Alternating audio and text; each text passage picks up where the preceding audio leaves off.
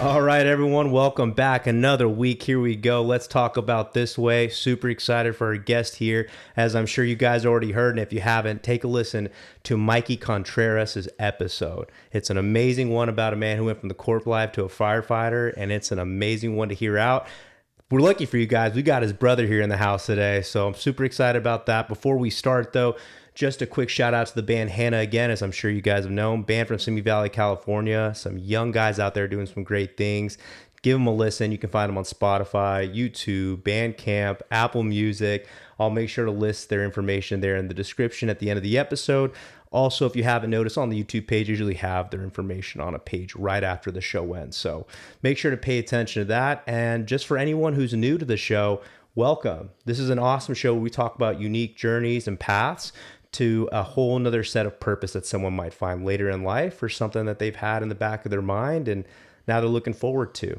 So welcome to you all. And here we go. Devin Contreras, how are you, my friend? Good, my friend. Thanks for having me. Absolutely. I got to tell you, I told Mikey, I said Contreras, and he said, oh, it's Contreras. I like putting the extra fling on it, so bear with me. It. Yeah. Are you a big football guy? Yeah. Okay. Yeah, I played my whole life. Okay, so you're just like your brother, played your whole life. Taught him everything he knows. Oh, okay, gotcha. So you're the one that gave him all the skills, really. Yeah. All right, let me ask you this. Pro football team? Broncos. Broncos. Yep. I've always been a Broncos fan. People ask me how, because I'm born and raised here in Phoenix, really, Phoenix Flagstaff. But the only reason I liked them is because when I was a kid, I liked their colors the most. That's my explanation. So been a diehard Broncos fan my whole life. Hey, it don't matter, man. Mm-hmm. You know what I mean? You've been following them from the start, so that's what matters, right? Exactly. Same for me. St. Louis. I wasn't born in St. Louis. Yeah. Stuck with them, though, even though they were horrible. Went to L.A. So just for you guys out there, not a diehard Rams fan just because I'm from California. I'm telling you, I was there with the St. Louis days from the very early that I can remember. But as we know, this episode was going to be released a little later on, but it's draft week. Mm-hmm. How are we feeling about the Broncos this week? Who are we looking at? Who are you hoping that the team gets in the draft? I mean, we just need some help on O-line. Okay. That's what it comes down to. Bo Nix has been shown some promise in that first year. A lot better than I thought he was actually going to be. So that's exciting for us. Things just haven't been the same since we had Peyton, obviously winning the Super Bowl, and it's been a downhill tumble, and he's given us a little bit of hope. So hopefully he can get some protection. Yeah. Bo Nix, man. I like him a lot. I had him in my fantasy football league last year. Yeah, not bad. He got me some solid points, man. He's a bit of a dual threat. Obviously, I thought the learning curve was going to be bigger for him, but he's starting to settle in pretty quickly. I know. Very surprising. I mean, he's probably top 2 or 3 out of rookies last year, I would say. Yeah, I would agree with that. I did not expect that when we drafted him. I'll honestly say I wasn't that excited. Yeah. But yeah, like I said, he's shown some promise. It's pretty exciting. So we'll see what happens.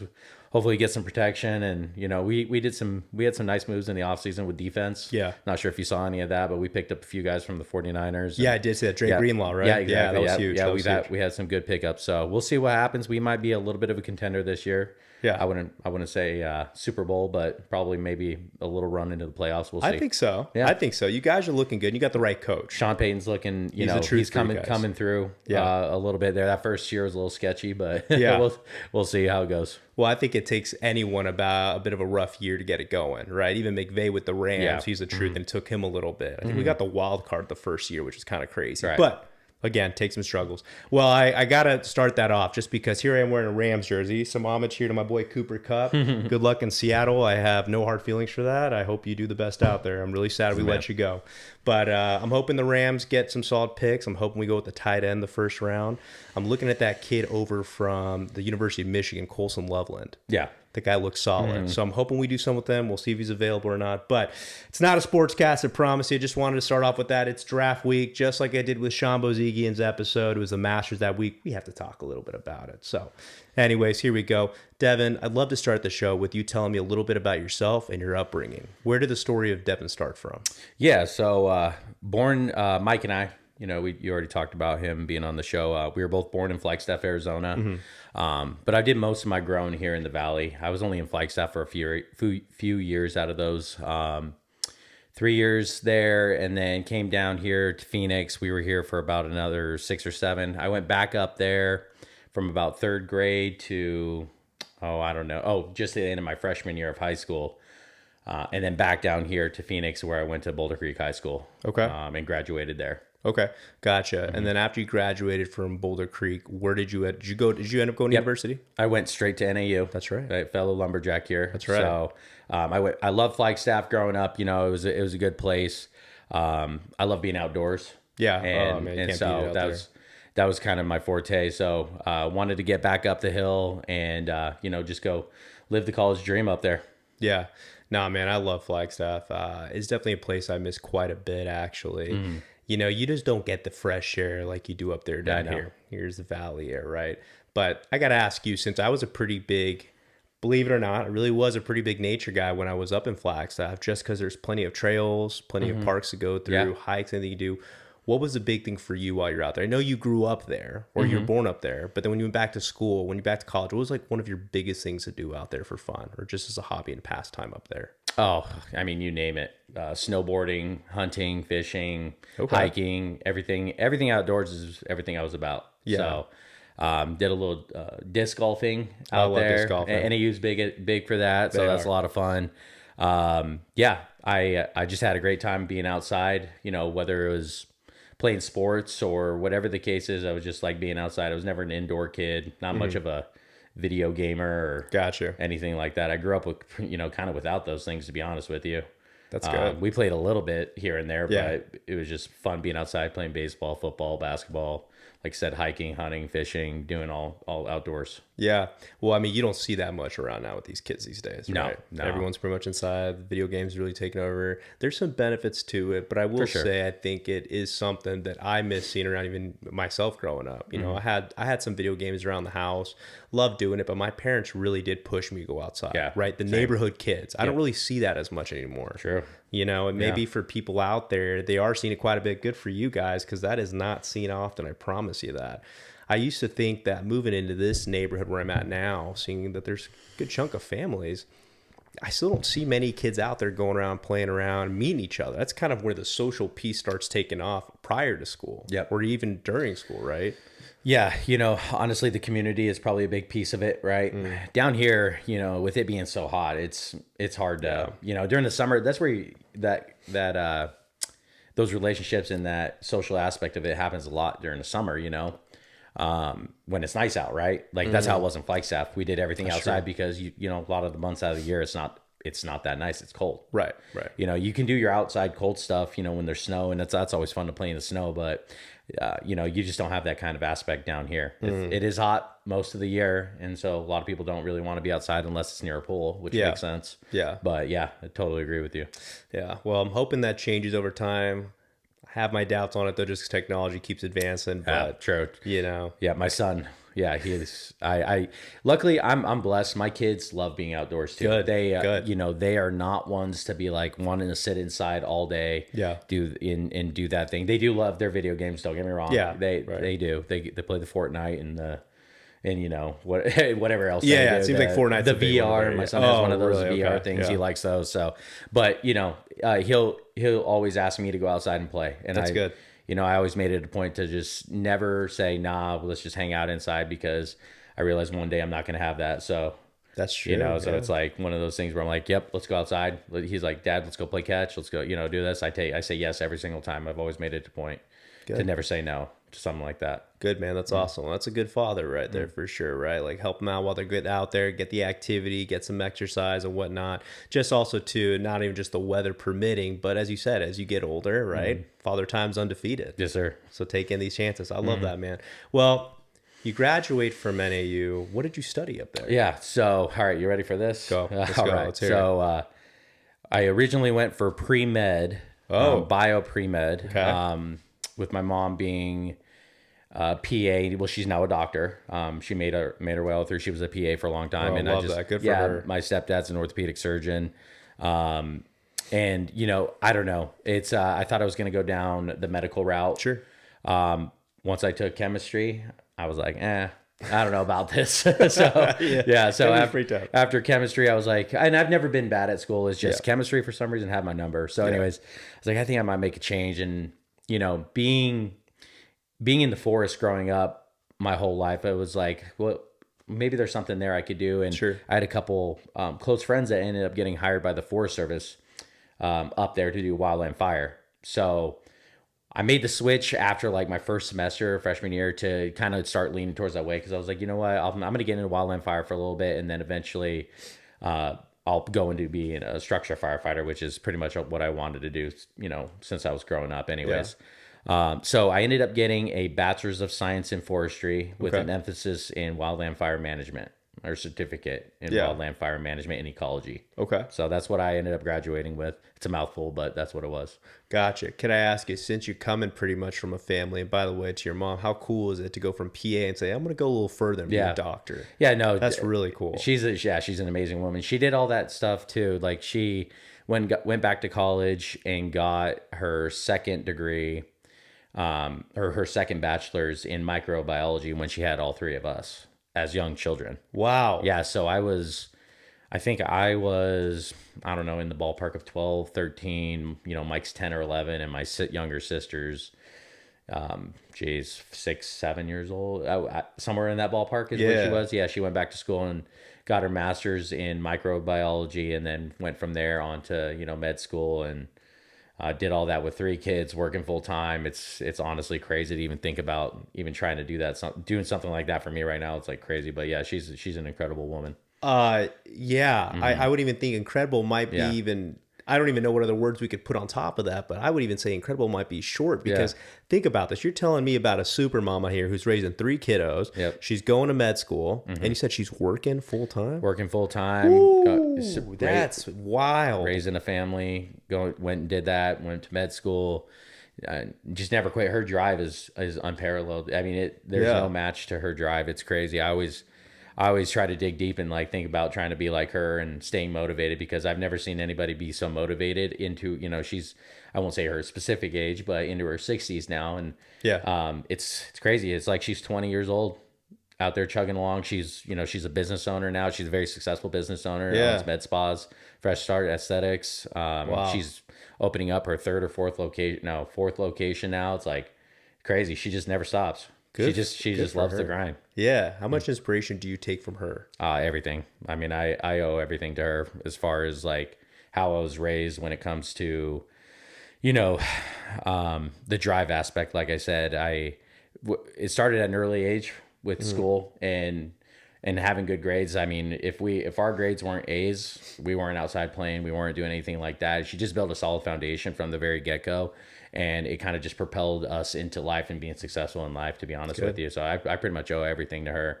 I learned a lot of hard work aspects from my dad, the grittiness side of it and being tough and being a man, right? And those types of things. But like just from a will point, or will from her is everything. She drives everything that we do, mentally, physically, spiritually, everything. Yeah. That's amazing. Mm-hmm. That is absolutely amazing. I love hearing that. I really do. So now I got to ask you here, knowing that, and I'm sure I might already know what the answer is, but just for listeners, when you decided, because I'm sure your mom was pretty excited, telling her, I think I'm going to go the pre-med route and follow her footsteps. Yeah. How did she take it when you said, you know what, Mom, I don't think this is for me. I think I'm going to do this. I mean, that's a different change, right? Going from med now to forestry to doing maybe wildland firefighting, which is a little dangerous too. Yeah. Nothing but support from her, no matter what. Yeah. Yeah, no, she would never like that. She obviously thought it was cool, but I was also, my first semester in freshman year of college, not really, just like any 18-year-old, I didn't know what I was going to do. Yeah. I was just starting in something, so it wasn't so much like she was, hell-bent on me becoming a doctor, or anything like that. She was going to be proud of me no matter what. And just nothing but support from her. That's great, man. Mm-hmm. I feel like you get 2 reactions out of someone who's from the medical route, right? Someone who's been a doctor, a surgeon, or PA, right? If they go, oh, my son's going to do this, my daughter's going to do this. And it's either, you get the full-on support, which I love that you had, or sometimes you get the parents being like, are you sure? Yeah. Are you sure? Right, no, I think you want to be a doctor, right? Yeah, well. So that's great. Yeah, some people need to be pushed in a certain direction. I don't think she had any worries. Yeah, well, good. Good for you, man. Now, wildland firefighting, so you graduate. How does that work for someone who's interested in going into wildland firefighting? Yep. What are the steps they have to take coming out of college? I mean, is the degree itself a mandate to do it, or is it more of a supplemental, increases your chances to be able to do this? It's a good question. So the degree has really nothing to do with it. It's more about who you know and what, and that type of thing, networking. type of thing. Huge on that. For me, I got my foot in the door through the forestry department of NAU. Okay. So mine was a little bit more leaning towards the university side, but you don't need to go to get a degree to go do that at all. You don't even, you just need a high school education, a diploma from there. But I got my foot in the door through the forestry department, which was nice. But it's more about, and just like in structure firefighting, it's more about going and meeting people, and they put things on where you can go like see the trucks and this and that, and you can meet captains and you can meet the people that work there. So I would recommend anybody looking into doing something like that is, obviously do a little bit of research, look and see who's around where you would want to try to be working, go meet those people, introduce yourself, let them know, ask about the hiring process, what you can do, how you can interview, and just, submerge yourself in the culture and get to know everybody and shake as many hands as you can. That's the only way it's going to help you get hired. Gotcha. Do you think, is it the same? I mean, I know it's a different process, but for wildland firefighting, how long, what is the average amount of time it takes for someone to get hired on?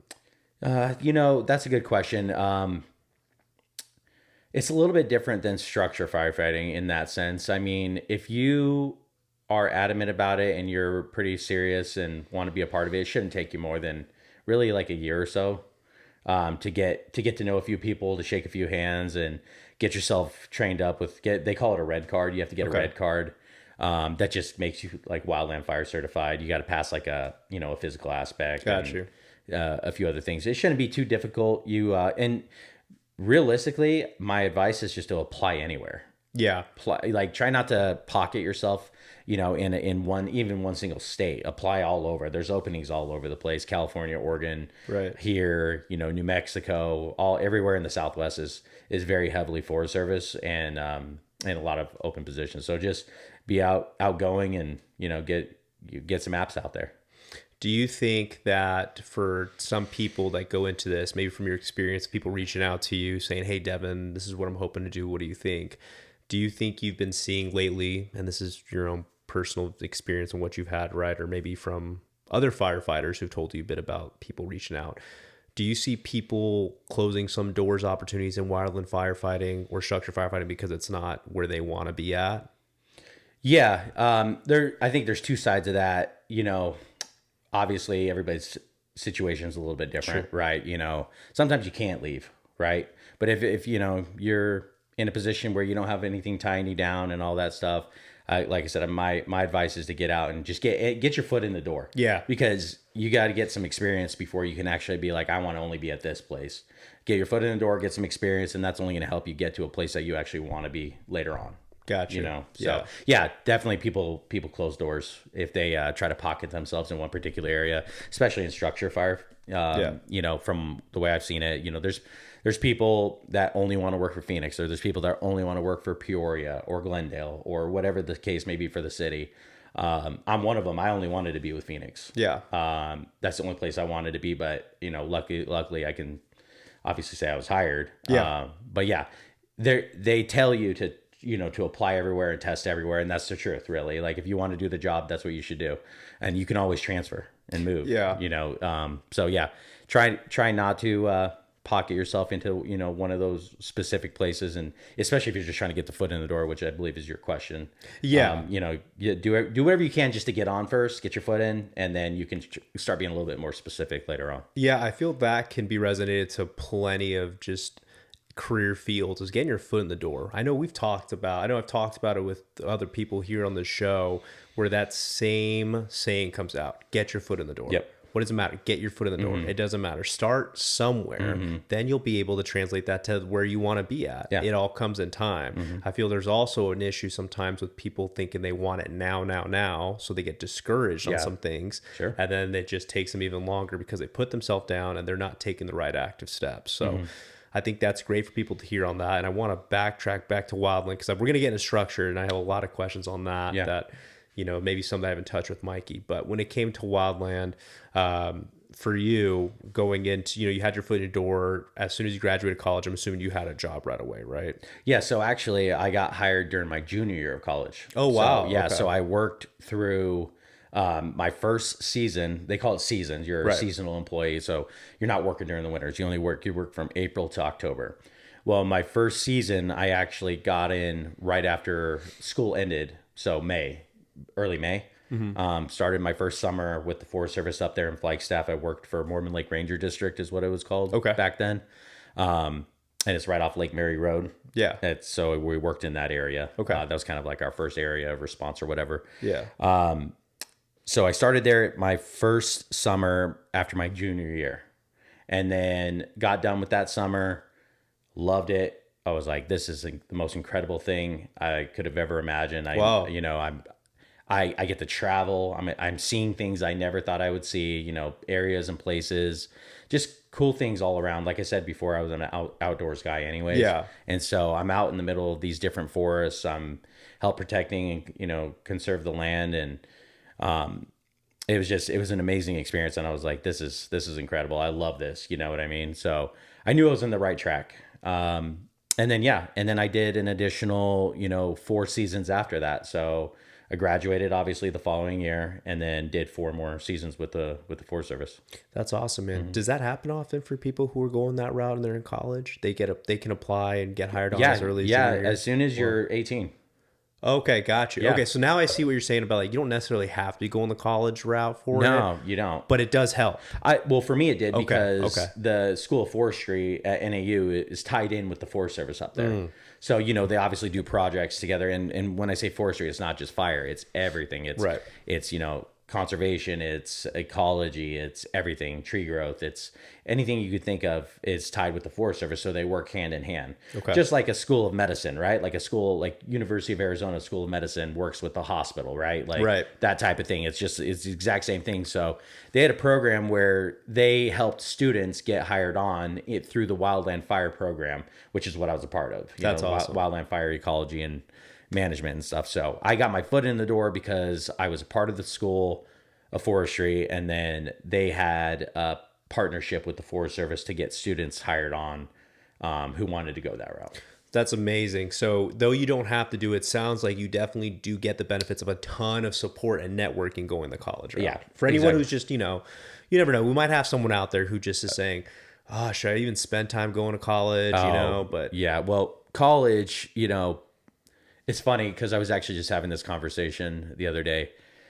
I think of college, and people talk about like paying for college and not wanting to do it and stuff like that. And I get that, but like college, more than anything, obviously you can get a great education. Don't get me wrong. Sure. But you go to college to network. Yeah. College is networking. Yeah. I mean, it is. You build relationships with people in your school.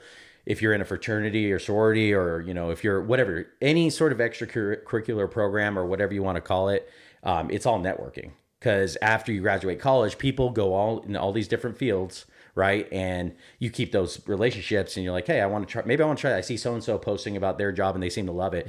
Hit them up. If you had a good relationship, you're like, hey, what is this? What do you do? Like, oh, I can get you hired right away. That type of thing. I think my brother even talked about that in his episode. Yeah, he talked networking. With like his job at Aerotech. Yeah. Yeah. He, it was a guy he hired. It doesn't even have to be school related, but he was in college and he was at Boot Barn, and he hired this one guy, and then that guy got him hired. You know what I mean? It's just one of those things. Like I said, it's just a big networking thing. And I think it's worth every penny. Yeah. If you want to ask me about what my thoughts on college are, I think it's worth every penny when it comes to the relationships that you build and the networking you can do in it. Yeah, I love that answer. And honestly, as I'm saying, yeah, you're right. That is the first time I've ever heard that explained that way. But I fully support and agree with that. I would look at college, and if someone were to ask me, like, was college worth it for you? Absolutely. But to be honest, I learned a lot more. You still learn a bit from getting an education and how to properly address things, and depending on what you study and in that field, what it pertains to what you're doing in life, right? And you carry some of those things. But the most important thing I learned is the experiences I had. Exactly. Right? The people I've met, the things I'm able to do, the things that I could learn from during my college experience. Because you're usually, for a lot of people, living on your own for the first time. Yeah. Right? Learning how to be an adult. Right.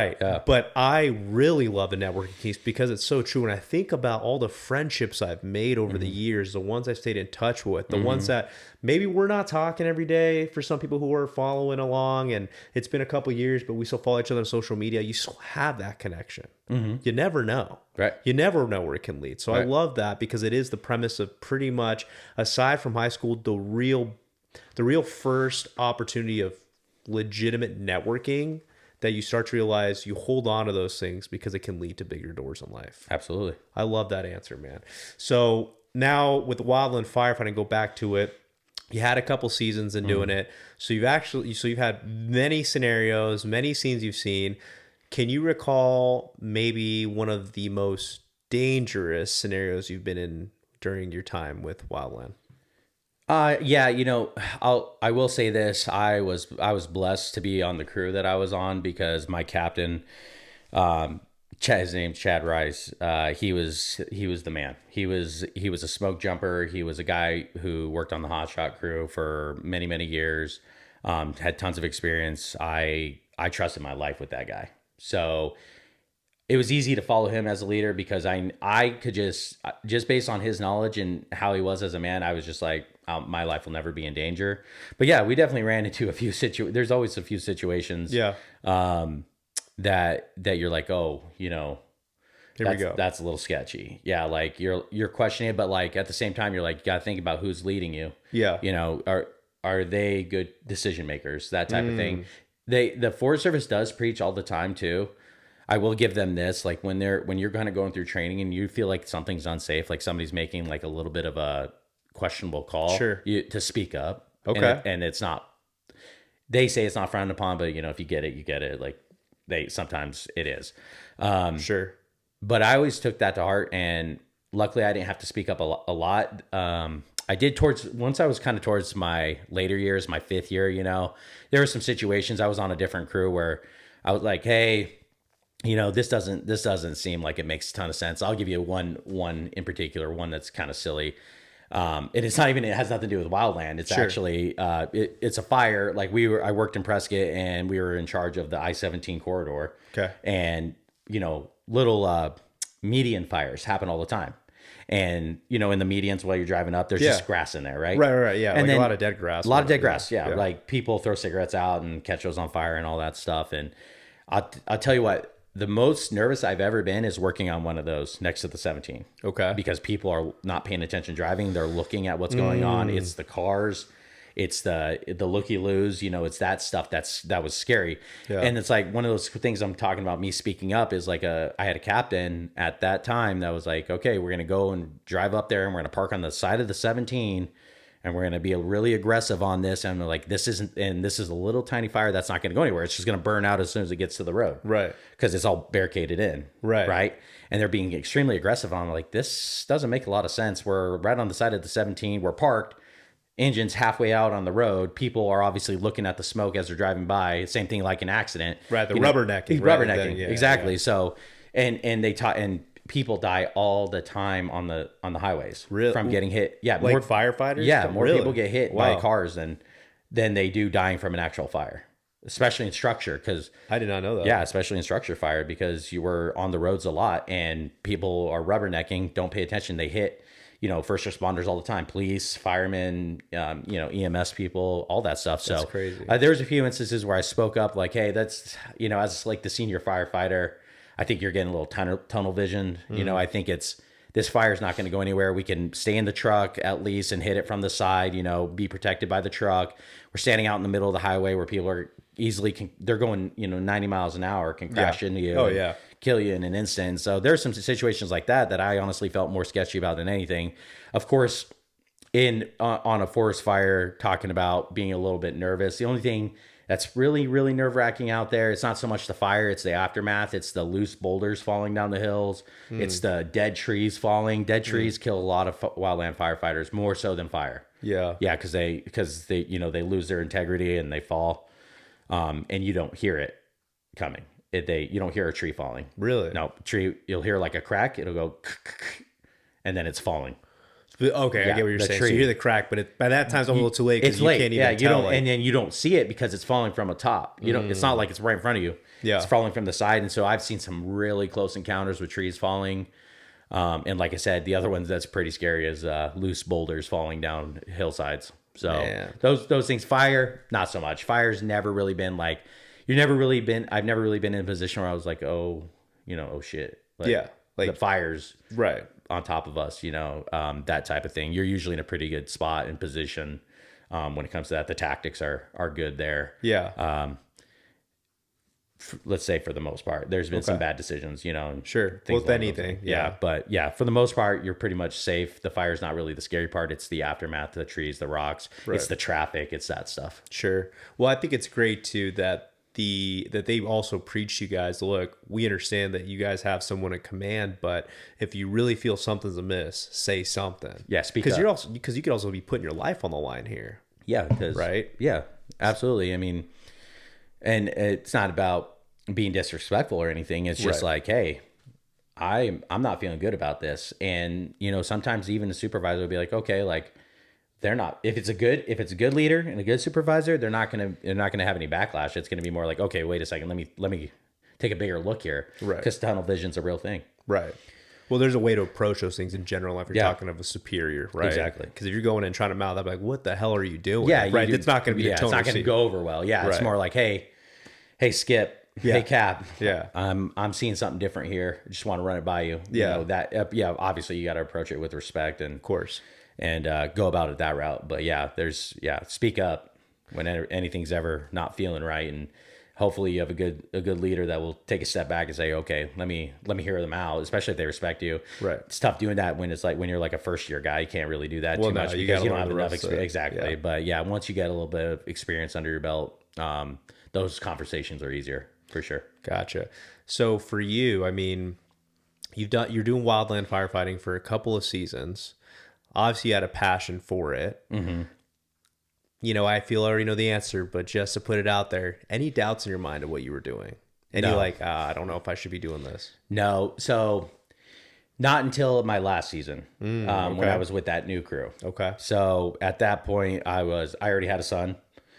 I was working with a new crew, and like I said, I'm not a bashing thing. It's just I wasn't feeling like I was in the best spot I could be in. Also, I didn't have, the Forest Service doesn't provide a lot of benefits and insurance and things like that. So just at that end, I was like, okay, it's time for me to make a move. I was in the process of trying to test for structure fire at that point. I had made the move from Flagstaff down to Prescott in order to start testing down for the fire department down there called Central Yavapai, because I had two good friends that just got hired on. Okay. Actually, I had a few good friends that were hired on down there, and so I made the move down there to start doing that. I got my EMT, a hazmat certification. I just needed to do a fire 1 and 2 class is what they call it. It's like a fire, an academy is what they call it, where you kind of learn the basics and whatnot. So I was getting ready to do all that. Back then. It was very, very competitive. So I still had to do a semester of school. And then I had to begin the testing process. And back then, starting the testing process doesn't mean you're going to get hired right away. Mm. That could be 2, maybe 3 years down the road, because you've got to wait. Right. Kind of. There's a lot of people that before you that are already in their second, third year of trying to get hired, type of thing. So back then it was a little bit different. So at that point, I was, I wouldn't say any regrets. It wasn't like a regret thing, but it was more of like, all right, I think it's time for me to make a different move in my life, and make sure that my kid is taken care of, and all that good stuff. Interesting you say that, Devin. Do you mind me asking, how many kids do you have right now? Yeah, I have two. 10-year-old boy and soon to be 8-year-old little girl. Gotcha. Mm-hmm. Names? Peyton and Channing. Peyton the boy? Yep. Okay. You asked me if I'm a football guy. There, I was going to say Peyton, man. I love that. Yeah. If there isn't any other big tribute to being a fan right there. Yeah. So let me ask you this. Do you think, because it sounds like to me, because Peyton was blessed coming into this world, things started changing for you in your mind, how things should operate in terms of, okay, so I'm not getting the benefits insurance, and I got to look out for my son, for my family that we're building here. Would you say, so that was the main reason why now your mind was turning more towards structure? Yeah. So bigger picture. Yeah. Starting to look a little bit bigger picture. I can't be just running around, doing wildland stuff. Because the way it works in wildland is you go on a fire for 2 weeks at a time. So you go work 14 days and you do 16-hour shifts. So it's a lot in 2 weeks. Then you come home and you're off for 2 days and then you go back out. And so that's how it works during the summer. Wow. So you're gone a lot. And so having a newborn in that situation wasn't ideal. Gotcha. This makes sense. As a father and trying to, and just, it was a lot of stress. But like I said, just having a newborn back at home and a first time mother and, that type of stuff. So I was just kind of looking bigger picture, just wanted to make sure that I was providing a good life for my kid, and all that good stuff. So yeah, no regrets, or anything, but I just needed to make a different life move to put my family in the best position I could. Oh yeah, of course. That makes plenty of sense now. That I had no idea. Now I'd heard of a couple people who've done wildland firefighting, but I guess I've never asked into depth on how it goes. So you guys are out there working 2 weeks at a time on a fire. Yep. 16-hour shifts during those 2 weeks. 14 days in a row, 16-hour shifts. How do you guys even get any rest? What is it? Right after you're done with your shift, you take a shower and go to bed, or no showers? You go eat, and then you go and hit your sleeping bag on the ground out there. You talk about camping. That's that's real camping. Yeah, that is. You're talking to a guy who's I've been camping. It's fun. I am one of those guys that just, to be honest, if I ever really want to go out there, I am one of those guys that needs the RV. I'm not the biggest camper, man. I love nature. I can't do it as much. I spent enough nights on the ground to appreciate a camper. I'm good. I'll take a camper as well. I don't need any more real camping. Yeah, I think you've done enough camping for the both of us in this lifetime. Doing that, man. Wow, man, that's incredible. Yeah. Okay, so here we are. You're starting to try to make the switch out of structured. Now, you're waiting down for Prescott, right? To go in Prescott for structured down there. It's about a 2-3 year waiting list. Yep. So talk to me how now we go from that to starting to make steps towards Phoenix. Yeah, absolutely. Or did you go to Prescott and get on and then try to get on Phoenix? Yeah. So one of my best friends actually had come up and visited me, and we were just talking, and I was like, I was like, you know what, man, this just isn't it, this wildland thing. And I'm a little far out from the structure side. I kind of want to, make a move and do something to just put my family in the best spot possible. And he ended up bringing up that we had a good buddy of ours working for what was Quicken Loans at the time, later Rocket Mortgage. And he's like, you would be awesome at it. And I had no idea what it was. I thought it was like you walk into a place and get like a quick loan, like a check cashing place. Right. That's what I thought it was. Yeah. And I was like, what is that? And he's like, you should ask him about it and whatnot. So I ended up asking that friend about it. They were in the middle of hiring, rates were in a really good spot. It was for mortgages, obviously. Yeah. If I wasn't clear about that, mortgages, rates were in a really good spot. They were hiring. He's like, I could get you hired. No problem. I interviewed, I got hired, moved down, and I was like, okay, I'm on the right path. Got a big boy job and got insurance, and we're covered there, and starting this new journey. So that's basically how I left from there. I kind of just dropped what I was doing because I thought I was just doing the right thing. Sure. For your family, my family and whatnot, which I was, but there's a lot of learning lessons along the way with that, and that's what brought us down here. And so I started working at Quicken Loans. Like I said, then eventually turned into Rocket Mortgage. Gotcha. Mm-hmm. How long were you there for? I was there for a total of about 9 years. 9 years. So very similar to how many years Mikey put out in the corporate world. We basically started at the same time. Yeah. Yeah. He lived with me in Prescott. He was wanting to do wildland fire a little bit. I kind of talked him out of it because I was on the tail end of that. Sure. We were moving furniture up there. I think he talked about that in his episode. Yeah. Doing fireman movers, it was a good gig for where we were at the time. Yeah, for sure. And then we both made the move down here, started corporate life together. And then here we are. Yeah. So 9 years into it, and that's how long. Probably a little too long in corporate world for my opinion, but we could talk more about that, again in the weeds of that. But yeah, the 9 years there. You know, it's funny. I wonder if some listening, I mean, I'm sure some have heard Mike's episode, maybe some haven't. I wonder if they're thinking, okay, so this guy went from wildland, he's probably going to go to structure fire. So we're talking about transition. Yeah. Well, here we go. Plot twist. You actually went in the corporate world for a little bit. Finance. And took fire off for a bit. Yep. How was that? I mean, how was that for those 9 years? Maybe start from the beginning, but for you to make this transition and obviously probably see a different side of money too. How was that? How was that feeling of, I imagine, I could be wrong, but you're probably making more money doing that than you were in wildland firefighting. Oh yeah. Yeah, quite a bit. How was that kind of spark in your brain once you started seeing that? Yeah, so the thing is I went from, it was a blue collar job. Right. I've always been a blue collar type of mentality / worker anyways, into, a white collar thing. It was a crazy transition. However, I was a little burnt out from some of those summers, so being air conditioning was nice. Yeah, I was a little burnt out from some of those summers out there on those fires, so that part was nice. But whole different world, whole different game. Hard work in the mortgage business. It wasn't easy for sure. It's more mentally exhausting, obviously, than anything, because there's not anything physical going on in there. Besides Nerf gun fights, but that was the old building and the fun side before we got too corporate. But sure, just like any job, exactly, So, it was man, talk about a roller coaster. That's a roller coaster of emotion, sales. Mm-hmm. Yeah, I believe it. The highest of highs and the lowest of lows, man. Yep. It is something different. So, huge learning curve for me. Kind of out the gates. Luckily, I've always been a hard worker in a can't fail mentality. Yep. I really was in I cannot fail mentality, as I just moved my family down to Phoenix for this. And like, I'm not going to show up and just be a loser. You know what I mean? I'm going to do whatever it takes. You know what I mean? Yeah. So, I know exactly what you mean. I love that right there. Mm-hmm. And I get a little excited hearing you say that because I firmly live by that. Yep. I have a couple buddies of mine that, we're doing things out there. And the biggest thing we always talk about is the difference between someone out there who says, I'm going to give it my all and we're going to do everything we can on this. But I don't hear the switch on that, which is, no.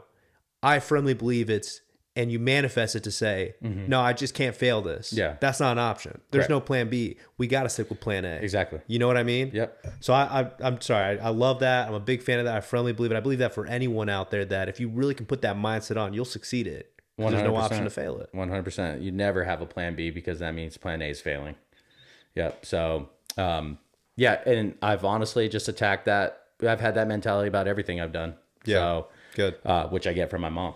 That I talked Sounds about like earlier. it. Yeah, absolutely. I get that from her. So, so I went into it with, listen, you just promised the mother of your children that you're coming down here to do this, to give a good life and, to do all this stuff. And you're not going to come in here and fail.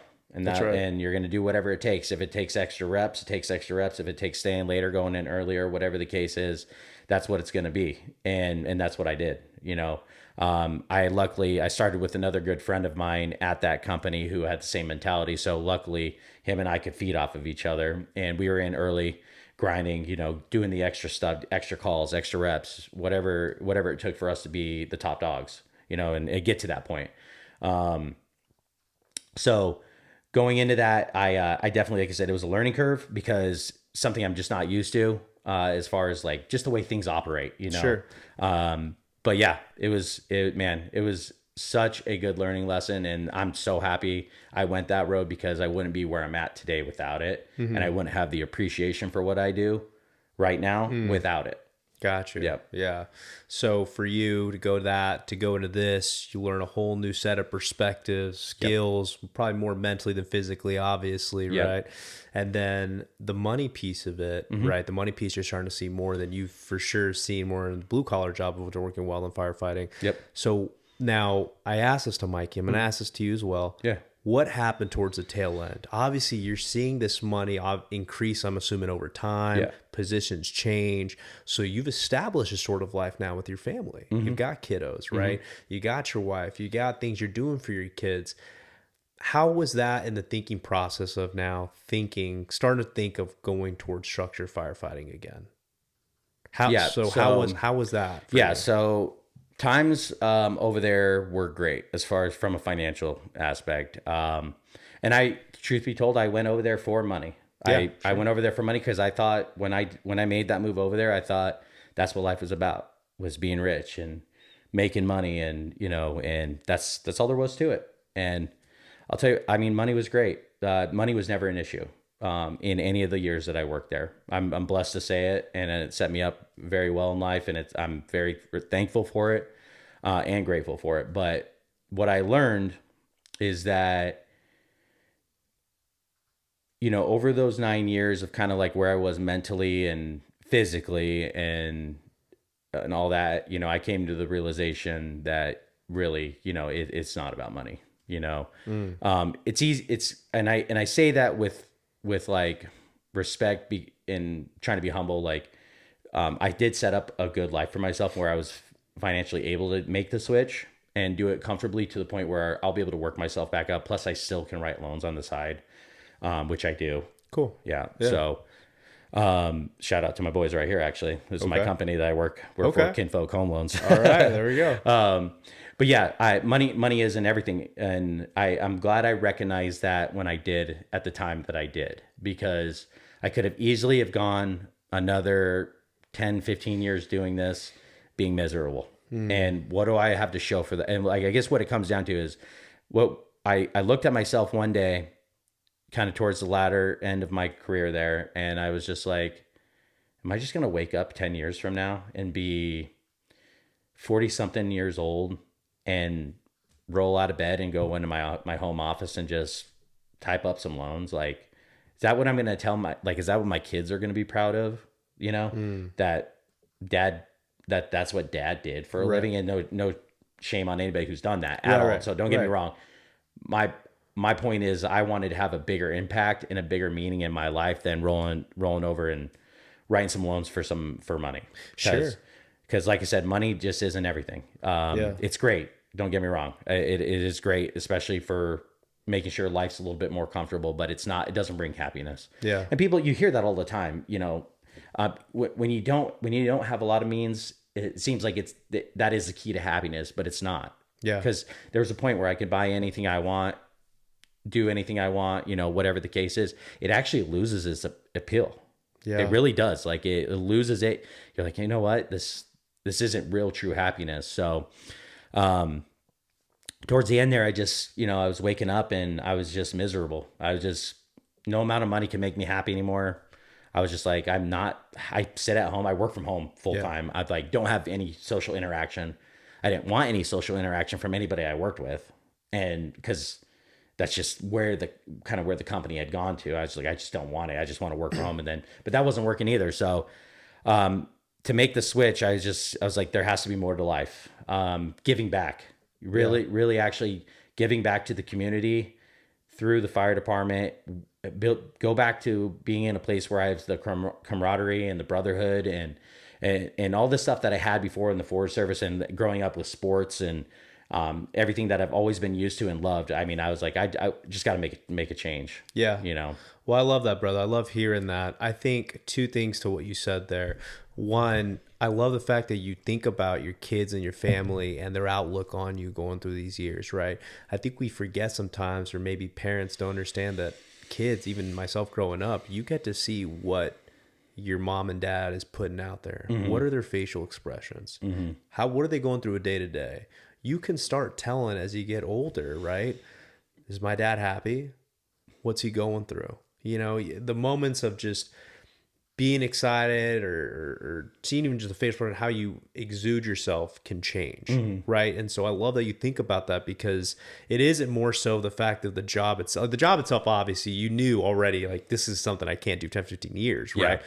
But it's also knowing, what am I showing my kid? It's not the fact of the actual job you're doing. It's what is it behind the job? Exactly. How passionate are you behind the job? Did my dad really follow his passions? Is that what I'm supposed to do in life? Yep. So I love that role modeling for them.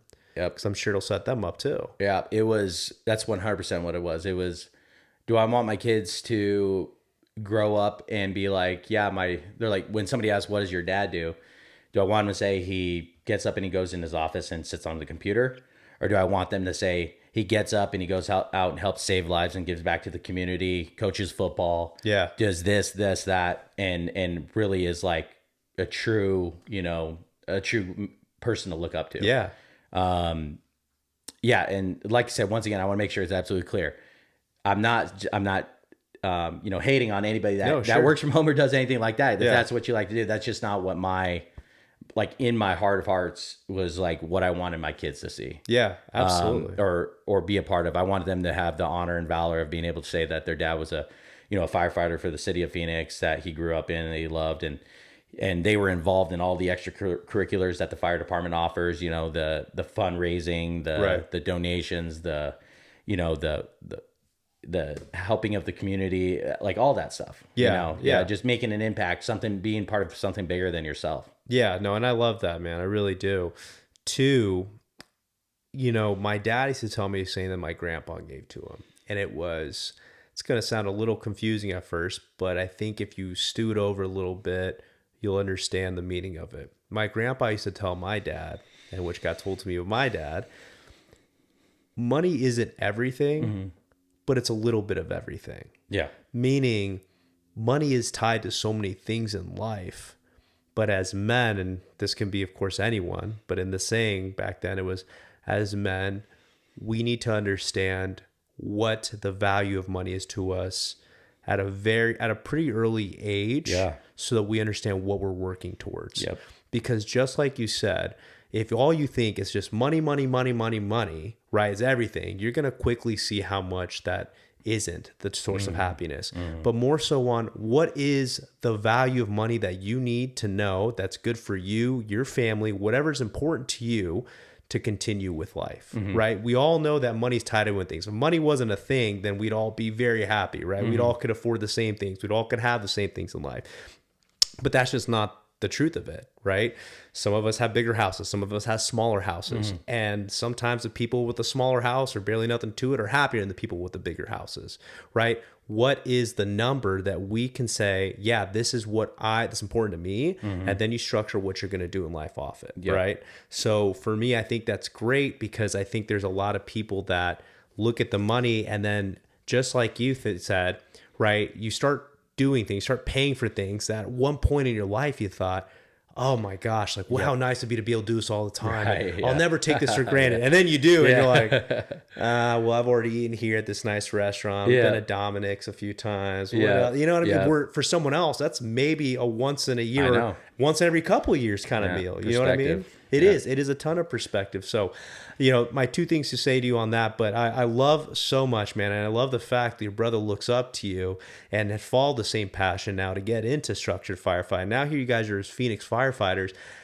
My brother, what does it mean to you to be a firefighter for the city of Phoenix? Oh, honestly, man, it's everything.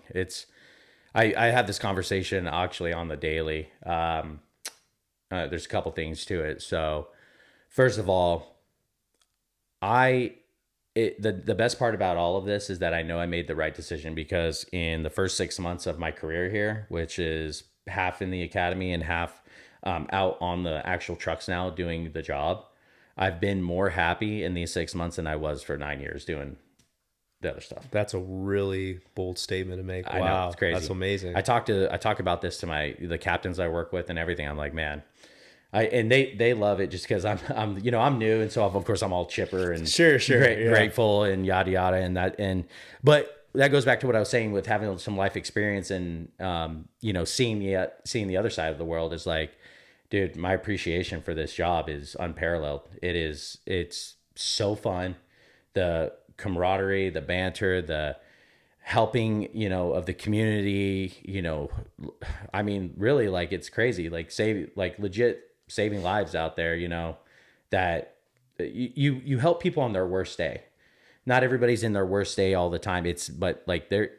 We see it every shift, right? But like every situation for them matters because it's the worst. A lot of times it's the worst day of their life. And like, if you can go in there and have an impact and actually a true impact and bring a good outcome from it, it's super fulfilling. It's like the best feeling in the world.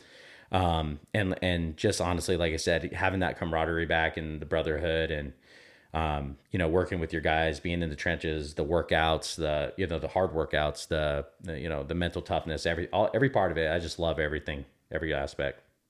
That's incredible, man. Would you say, when it comes to being now, obviously, it's 6 months in, so off your chip, you're happy about it. But I think a lot of people need to understand the statement you're making. And you're saying in 9 years, 9 years of making some solid money, 9 years of seeing things you would have never thought maybe you had before, right? When you were working wildland, probably never thought you'd get into that world, seeing about these things, having this taste for different, values of things in life. And those 9 years to say you're happier than you've been then now starting this job, where a lot of people forget too, you're probably taking a bit of a pay cut from what you used to do. Yeah. Obviously you set yourself up, but a very large pay cut.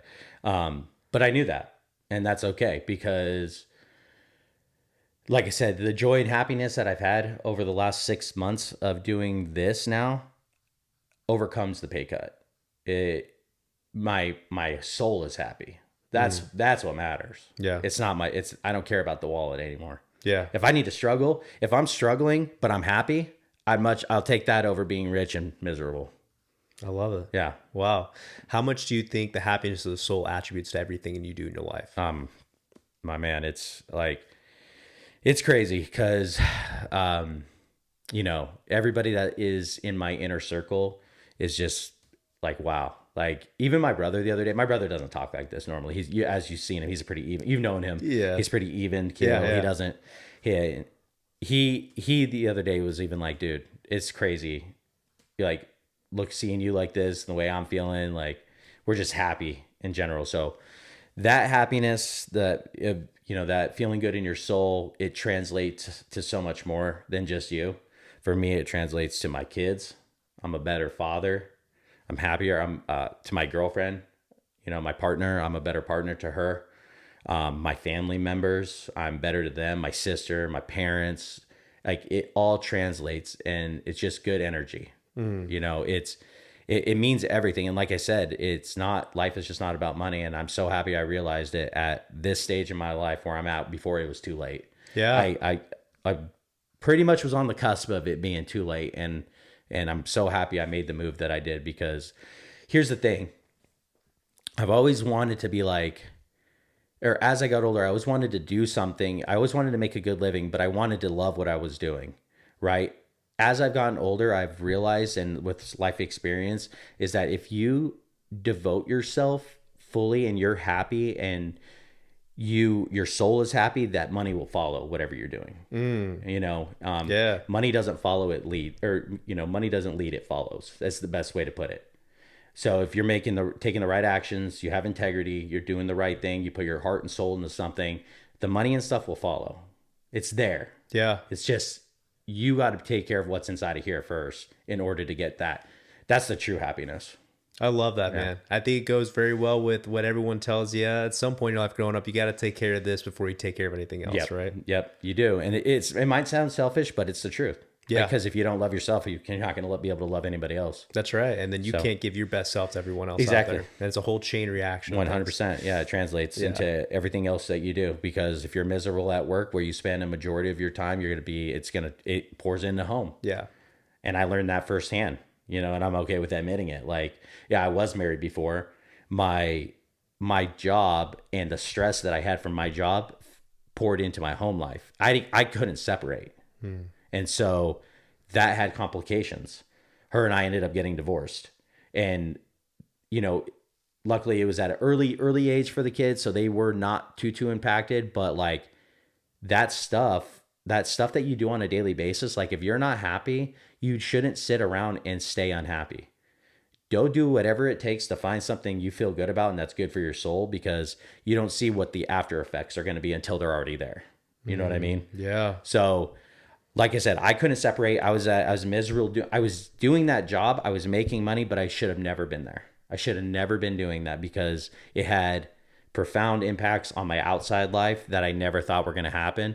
And everything happens for a reason, and that's okay. But it's all about learning, right? Yeah. As you grow, it's all about learning and just becoming the best version of yourself. But yeah, you got to find happiness for your soul. And luckily I found that here doing what I'm doing now. If it's at a pay cut, but that's okay. I know money's around, money's available. That's true. There's many, especially in this day and age, there are so many different ways to have income. Yeah. There's so many ways to find passive income. It's not about just going and clocking in from a 9 to 5 type of thing. You can't have that mentality. And money is everywhere. So find something you love, you're passionate about, you can become good at, you can dedicate yourself to, and all the money will follow that. You don't have to worry about that. I love that, brother. It gets me pumped up. It makes me think, hopefully, obviously it's about the stories and for people, and I want to share people's stories out in the world because I think we need to hear more of this. Absolutely. But are you kidding me? If I were able to make a living just doing this and be able to talk to people and share stories, I'd love this way more than, what I'm doing now. Love sales, but I mean, at the end of the day, if you can find something you're passionate about and there's different ways to make money, I very much agree with you. Money will follow you where you follow your passion. Yep. Like I said, it doesn't lead, it follows. Yeah. Oh, man, I love that. Yep. I love that a ton. All right. Now, I already think this probably motivates enough people out there who are maybe thinking the same thing. But if you were to directly talk to someone out there right now who is saying, I'm debating whether to follow my passion or not, and, it will come with a pay cut, what are the exact words you're telling that person right now? Do it. That's it. Do it. Stop what you're doing. Think about what I said with like your soul being happy, because even if you don't realize it, the unhappiness that you have is translating out into the world. That energy you're putting out is putting out to the world, your family, your friends, your significant others, whatever the case is, it's moving out there when it should be obviously a positive energy, coming from within you. So put the dollar signs away for a second, find something that you truly are passionate about, care about, love, and the money will follow. You will figure it out. I promise you that. Yeah. I love that, man. Where do you see yourself? I like to ask this question quite a bit when people come on the show. Where do you see yourself in about 10 years?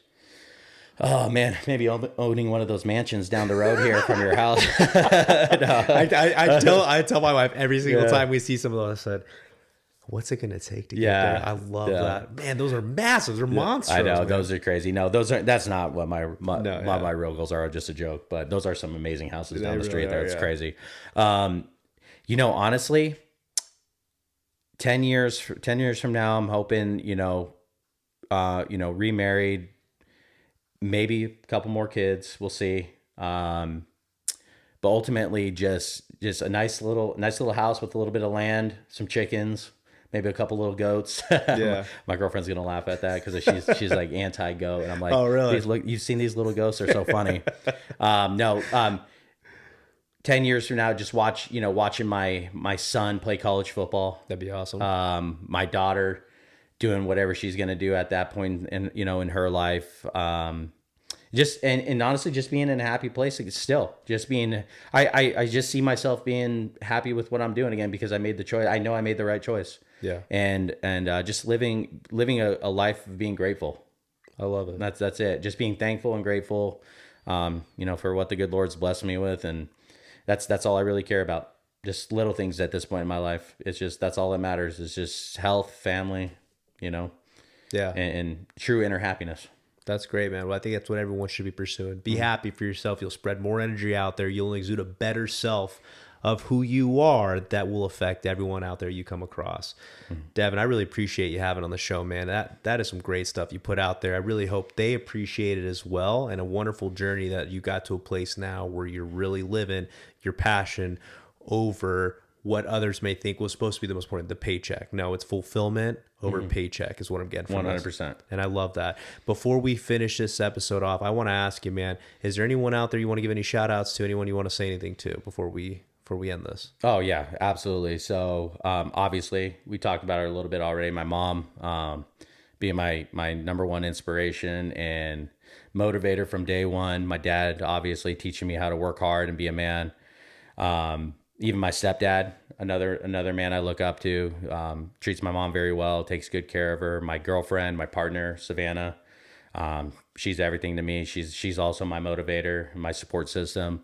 And then my kids, of course, everything I do is for you guys. Hopefully I'm doing a good job and raising you right, and you appreciate everything like I do. You guys got a good papa. Oh, you guys got a good papa. Obviously, my brother, Yeah. me and my brother have a special bond. We've done a lot of things together in life, and nothing has been cooler than being able to drop what we were doing. Like doing what we did was crazy. Yeah. Like honestly, Yeah, for sure. It was crazy. Both of us making, over six figures, multiple in some cases, six figures. To stop what we were doing in there, I think took a lot of courage to go to school and then to train physically, prepare for interviews, test, do all this stuff that we did, to get hired on together in our first try because we put in the work. We knew what it took and we put in the right amount of work, to go into an academy together, to excelling in the academy. And then out here living our dream now. So yeah, it's been such a blessed and fortunate, change of pattern or change of life to do that with him. And I couldn't be more grateful that I have him by my side to do all that. Yeah, absolutely. I'm proud of both of you guys. I think it's great. I think it's an amazing story. I think it's one that you don't hear often, and a true testament to two people. I mean, not just one, but brothers. Not just two people, but brothers to tell each other, let's do this thing. Yeah. Let's encourage one another to follow what's going to make us happy. And here you guys are now, both happy. By the way, I keep telling Mikey this, but I'm like, from knowing Mikey years ago and seeing just how he is now, he's flourishing. I can tell not how the happiness he has now, and just like how fit you have to be in the fire service. Dude, he looks great. Yeah. Oh my God. I'm like, all right, well, I got to grab some of that juice and inspiration now to get as fit as he does, man. But, yeah, man. Let us know if you need a workout. We'll send you some. I might hit you up after this for sure. Well, awesome, brother. I, again, really appreciate your time on the show. I think it's been something great to have for people to hear, to watch about. So thank you so much. For anyone who wants to reach out to you, how can they reach out to any Instagram thing, or they can get a hold of you by? Oh, yeah. First of all, thanks for having me. Yeah. This is awesome. I really appreciate the opportunity to kind of tell my story and all that good stuff. You were amazing. Appreciate the hospitality. Yeah, of course, man. Yeah. If you need to get a hold of me, you can reach out to me. My handle's DEV_CON number 24, DevCon 24. Okay. Whatever you need. Cool. I love it, man. Well, you heard it yourself. Get a hold of them by the Instagram handle. I'll make sure to add that into the episode descriptions. Guys, thank you so much for your time again. Another wonderful week here, and let's talk about this way. Any question you have, go ahead, hit up Devin. Otherwise, as the outro music's playing, again, that is the band Hannah. Those guys over there from Simi Valley. Thank you guys so much for the music being on the podcast here. Don't forget to follow, like, and subscribe. YouTube, Spotify, Apple Podcasts. Share it with a friend. This is some great stuff, some good stuff for people to hear about in the world, and we don't get enough of it. Again, that is going to be at Let's Talk About This Way. Just share it out there, and the streaming platforms. Thank you guys so much, and have a good rest of the week. Catch y'all. Pretty good, brother. Pretty good. Good stuff.